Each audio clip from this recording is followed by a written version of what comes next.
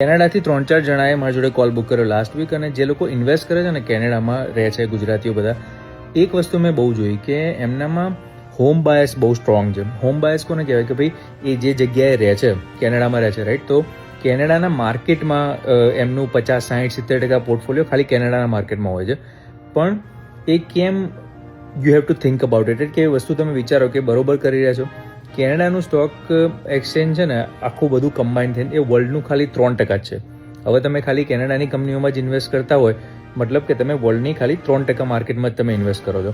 અને કેનેડામાં તમે જોયું હશે કે કોઈ એવી જોરદાર ટેકનોલોજી કે હેલ્થકેર કંપની નથી કે જેમાં ઘણો બધો ગ્રોથ થયેલો છે છેલ્લા 20 વર્ષની અંદર.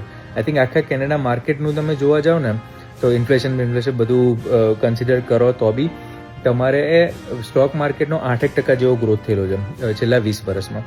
અને ખાલી યુએસ માર્કેટ તમે જુઓ તો અરાઉન્ડ 11 કે 11.5% જેટલો ગ્રોથ થયેલો છે. અને કમ્પાઉન્ડ ઇફેક્ટ તમે જુઓ તો it's a big thing, right.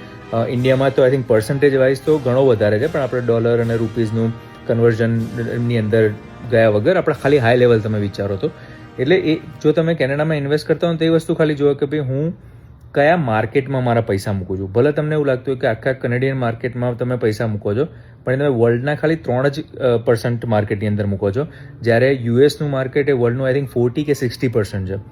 Do you understand the difference? એટલે જે લોકો કેનેડામાં હોય, સ્ટોક માર્કેટમાં ઇન્વેસ્ટ કરતા હોય, થિંક કે વુડ ઇટ બી બેટર કે હું થોડું ગ્લોબલી વિચારીને એવી રીતે મારો પોર્ટફોલિયો બનાવું. ચાલો.